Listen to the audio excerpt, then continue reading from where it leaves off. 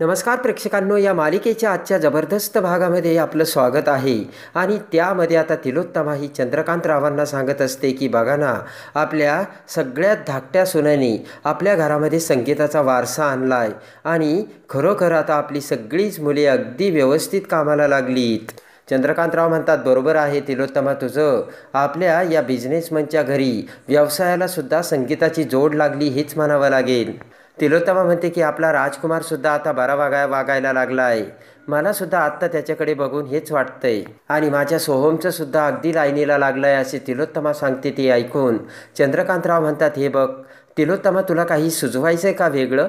तेव्हा तिलोत्तमा म्हणते की सुचवायचं कशाला, आता सगळीच माझ्या घराची घडी अगदी व्यवस्थित बसली, त्यामुळे माझ्या घरात आता एक नवीन बाळ यायलाच हवं असे आता तिलोत्तमा चंद्रकांतरावांना सांगते.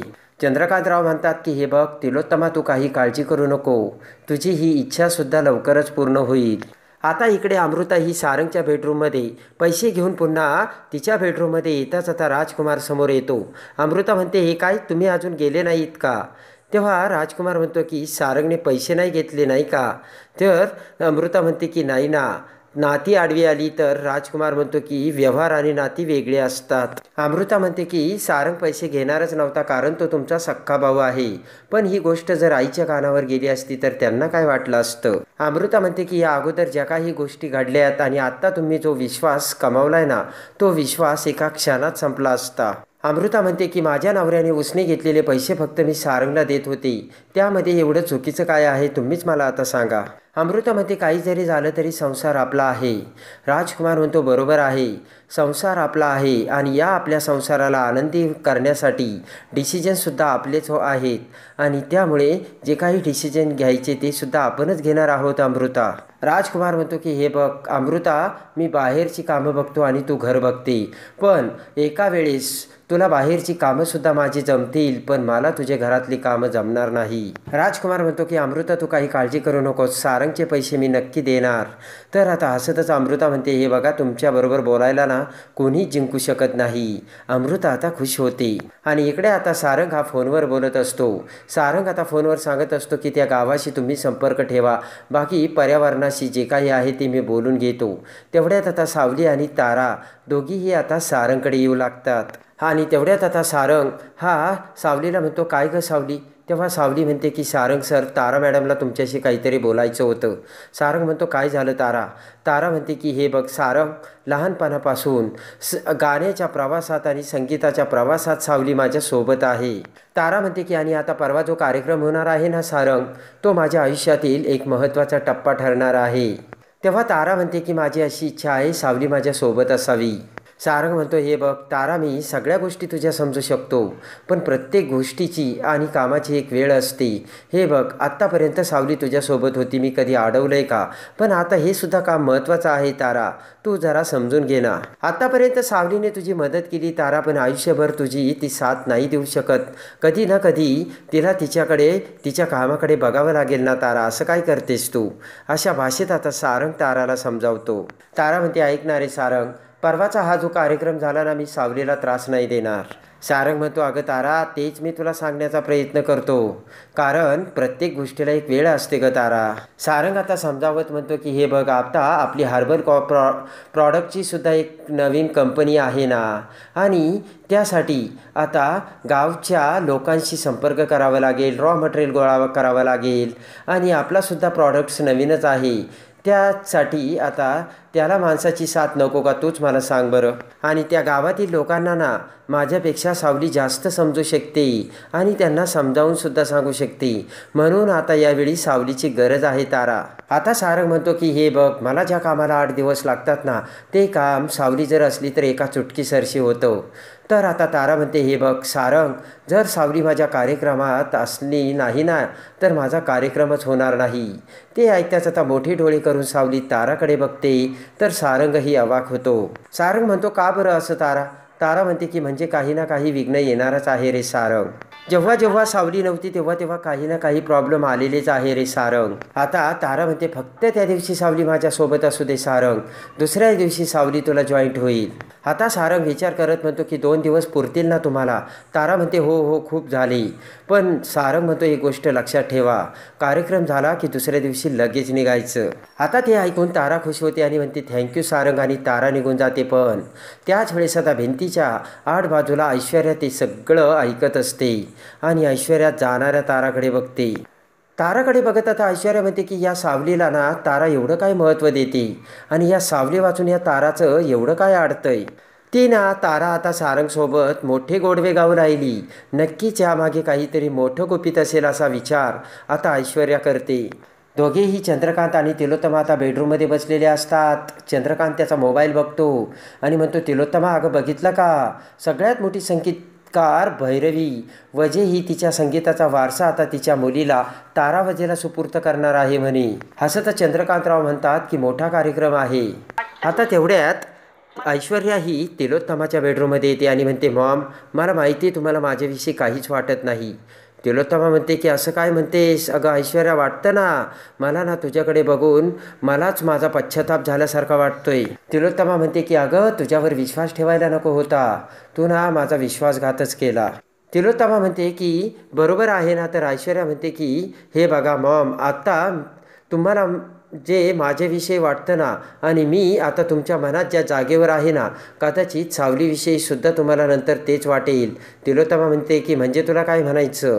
ऐश्वर्या म्हणते की तुम्हाला पाठीमागे माझा अभिमान वाटत होता, पण आज त्या अभिमानाऐवजी तुम्हाला माझा पश्चाताप वाटतोय. ऐश्वर्या म्हणते की उद्या सावली बाबतीत सुद्धा तसं होऊ शकतं मॉम.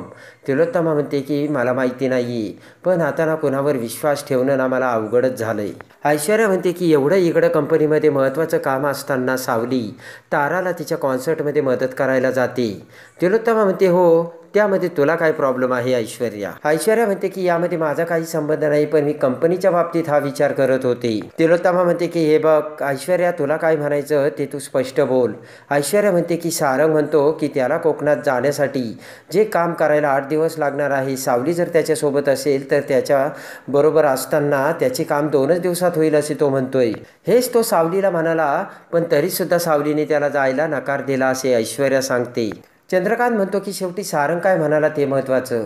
ऐश्वर्या म्हणते की तो काय म्हणणार, शेवटी तो तिचा नवरा आहे, तो त्याने तिला होकार दिला. तिलोत्तमा म्हणते की मग दिली का? त्याने परवानगी तर दिली ना, तेव्हा तू काय, मी सुद्धा काही करू नाही शकत आता ऐश्वर्या. ऐश्वर्या म्हणते म्हणजे मी जे सांगितलं ते तुम्हाला पटलं नाही? तर तिलोत्तमा म्हणते नाही. ऐश्वर्या निघून जाते तेव्हा चंद्रकांतराव म्हणतात हे बघ तिलोत्तमा, त्या ऐश्वर्याच्या प्रयत्नांना तू बळी पडू नकोस बरं का.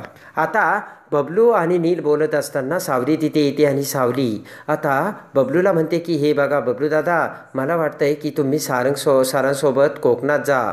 तर आता बबलू म्हणतो की अवश्य जाईल, किरण आली असती तर बरं झालं असतं. तेव्हा नील म्हणतो किरण कशाला, तुम्ही काय आता नवरा बायको झालीत का? तर सावली म्हणते हे बघा तुम्ही एकटे जा, कारण तिकडे सारंग सरांची काळजी घ्यायला कुणीतरी हवं. बबलू म्हणतो सावली वहिनी तू आहे ना. तेव्हा आता सावली म्हणते की हे बघा मला इतक्यात तिकडे जायला नाही जमणार. बबलू म्हणतो पण एक प्रॉब्लेम आहे, आता तर कुठे किरण माझ्याशी बोलायला लागली होती आणि मी जर अचानक गायब झालो तर मग काय? तर नील म्हणतो हीच तर चांगली संधी आहे. आता बबलू, किरणला तुझी सवय लागली आणि तू जर अचानक गायब झाला तर मग किरणला सुद्धा करमणार नाही. खुश होत बबलू म्हणतो की एकदम बरोबर, हे तर माझ्या डोक्यातच आलं नव्हतं. आणि त्यानंतर इकडे आता कोकणात जाण्यासाठी सारंग त्याची कपड्याची बॅग भरू लागतो. सावली आता सारंगची काळजी करत म्हणते की हे बघा कोकणात गेल्यानंतर खाण्यापिण्याची काळजी घ्या आणि कुठेही आता उघडं वगैरे खाऊ नका, स्वतःच्या तब्येतीला जपा. सारंग म्हणतो एवढी काय काळजी करतेस, तू येणार आहे ना सावली? तर आता सावली म्हणते हो मी येईल ना.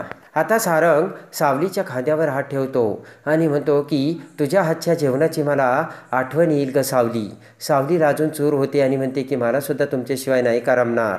आता इकडे बबलू त्याची कपड्याची बॅग भरून अमृताकडे येतो आणि म्हणतो की चला अमृताबाईंनी चाललो मी पिकनिकला. अमृता म्हणते कुठे? तर बबलू म्हणतो की कोकणात. पाठीमागून सावली येत म्हणते की बबलू अरे पिकनिकला नाही चालला, तुम्ही कामासाठी चाललात. बबलू म्हणतो की कामासाठी सारंग दादा चाललाय. आणि इकडे आता चंद्रकांत तिलोत्तमा दोघेही सारंगला निरोप देण्यासाठी येतात. तिलोत्तमा म्हणते, हे बघ सारंग, खाण्यापिण्याची आबाळ करायची नाही बरं का. सारंग म्हणतो की आता गाव नवीन आहे, माणसे नवीन आहेत, तेव्हा किती दिवस लागतात कामासाठी काय माहिती. सारंग आता तिलोत्तमा जेव्हा चंद्रकांतरावांच्या पाया पडतो, दोघीही त्याला आशीर्वाद देतात. आणि तेवढ्यात ऐश्वर्या तिथे बबलूकडे बघते आणि म्हणते, अरे बबलू, कुठे निघालास रे तू. तेव्हा हसतच बबलू म्हणतो, सारंग दादासोबत कोकणात चाललोय. ऐश्वर्या म्हणते, सावली जाणार होती ना. ऐश्वर्या म्हणते की मॉम, मला सावलीचं हे वागणं पटलं नाही बरं का.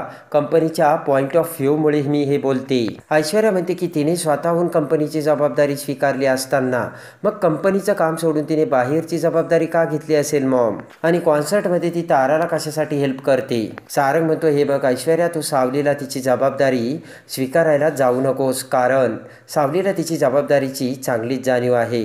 आणि तेवढ्यात आता सावली ही साखर घेऊन तिथे येते आणि सारंग बबलूला साखर देत म्हणते की साखर घ्या, चांगल्या कामासाठी चाललात. दोघेही आता गोड साखर खाऊन तेथून निघून जातात. तर सावली म्हणते, तिलोत्तमा मॅडम, मी त्यांना सोडून येते. आणि सावली बाहेर जाते. आता ऐश्वर्याचा पुन्हा इन्सल्ट होताच आता ऐश्वर्या विचार करते की सावली, आता तू त्या कार्यक्रमाला कशी पोचते ना, ते मीच तू बघते. इकडे आता राजकुमार हा बेडरूममध्ये फोनवर बोलत मोठ्याने ओरडत असतो आणि तो दुसरा माणूस त्याला पैसे मागत असतो. राजकुमार म्हणतो, तुला सांगितलं नाही एकदा, देतो मी पैसे. तेवढ्यात अमृता तिथे येते आणि राजकुमार आता फोन ठेवतो. अमृता म्हणते, काय झालं, तुम्ही पुन्हा काही नवीन केलं तर नाही ना. तेव्हा राजकुमार म्हणतो, नाही ग, जुनी जे माझी कामं आहेत ना ते डोकं वर काढतायत आणि पूर्वी मी एका माणसाकडून पैसे घेतले होते, तो आता ते पैसे मागतोय. अमृता म्हणते, किती. राजकुमार म्हणतो, अमाऊंट थोडीशी मोठी आहे. आता इकडे नील सारंग नसल्यामुळे कंपनीत सगळ्यांना इन्स्ट्रक्शन देतो आणि म्हणतो की हे बघा, सारंग नाही आहे, आता ज्याची त्याची कामे ज्याची त्याने व्यवस्थित करायची. तेवढ्यात नील आता किरणला बोलावतो आणि म्हणतो की किरण, मी सारंग नसल्यामुळे सारंगची सुद्धा काम बघतो, तेव्हा तू सुद्धा बबलूचं काम सांभाळ. किरण म्हणते, हो, इव्हन मी त्याचा टेबलसुद्धा सांभाळते. तेव्हा आता नील म्हणतो की एक काम कर ना, तू बबलूला फोन कर आणि ते एका व्हेंडरचं पेमेंट द्यायचं आहे, तेव्हा ती फाईल कुठे ठेवली त्याला जरा विचार. किरण म्हणते की मी त्यांना मेसेज करते. तेव्हा नील म्हणतो की त्याला मेसेज कशाला करते, डायरेक्ट फोनच कर. किरण म्हणते, ठीक आहे. आणि आता किरण तेथून निघून जाते. तर तेवढ्यात नील आता बबलूला फोन लावतो आणि म्हणतो, कसा चाललाय प्रवास. सारंग बबलू गाडीत जात असतात. बबलू म्हणतो, एकदम मजेत. तेव्हा आता नील म्हणतो, एक काम करायचं, किरण ना आता तुला फोन करेल, तेव्हा तू तिचा फोन उचलायचाच नाही. तेव्हा आता बबलू म्हणतो, ठीक आहे नील दादा. आणि तेवढ्यात आता बबलूला किरणचा फोन येतो. तर बबलू पटकन आता तो फोन बाजूला ठेवतो. इकडे आता सावली तिच्या बेडरूममध्ये येते. पण आता तिथे येताच आता सावलीला सारंगची खूप आठवण येते आणि सारंगने प्रेमाने आपल्याला कसे प्रेमाचे क्षण आपल्यासोबत घालवले होते हे आता सावलीला आठवतं. आपण आता कपाटावरती बॅग ठेवत असताना कसे सारंगच्या अंगावर पडलो होतो हे देखील आता सावलीला आठवते. आणि प्रत्येक जागेवरच्या त्या सारंगच्या प्रेमाच्या आठवणी आता सावलीच्या मनात डोळ्यासमोर जाग्या होतात. आणि कॉटवर असताना सारंगने आपल्याला कसे मिठीत घेतले होते आणि म्हटले होते, काय करतेस ग सावली, सोड ना मला. आणि सारंग कसा उलटा बोलला होता हे आता सावलीला आठवतं. आणि त्याच वेळेस आता सावली विचार करते, काळापासून सत्य लपवताना सारंग सर तर माझ्यापासून दूर नाही ना जाणार. विठोबा राया, तूच आता सांभाळ, असे आता सावलीने विचार केलेला असतो. त्यानंतर आता प्लॅनप्रमाणे सावली आणि तारा ह्या कार्यक्रमाला जायला निघतात. पण ऐश्वर्याने मोठा डाव आखलेला असतो आणि सावलीला आता किडनॅप करण्यासाठी ऐश्वर्याने गुंड पाठवलेले असतात. पण ज्यावेळेस आता सारंग जाऊ लागतो, सारंग त्या गुंडांना बघतो आणि त्या गुंडांना बघता क्षणी आता सारंग त्या गुंडांना मारतो. त्याच वेळी जयंती सावलीला घेऊन आता कार्यक्रमामध्ये येते. इकडे आता भैरवी ही तारा सावली येण्याची वाटच बघत असते. दोघीही येताच आता पूर्ण तयारीनिशी भैरवी ही सावलीला आता बाजूला गायला पाठवते. तर तारा स्टेजवर येते आणि तारा गाणं गाऊ लागते. युगे 28 विटेवरती उभा, हे तारा गाणं गात असताना अचानक आता चंद्रकांतरावांना फोन येतो आणि चंद्रकांतराव फोनवर बोलण्यासाठी बाजूला येतात आणि समोर बघतात तर काय, सावली ही माईक समोर धरून आता तिच्या गाण्यामध्ये तारा जे गाणे गाते तेच गाणं गाते आणि खरे सत्य आलेले असते ते चंद्रकांतरावांसमोर. आणि चंद्रकांतराव सावली गाणं गाते हे बघताच चंद्रकांतरावांच्या पायाखालची सरकलेली असते जमीन. चंद्रकांतरावांचा काळजाचा ठोका चुकतो आणि चंद्रकांतराव सावलीकडे बघतच राहतात.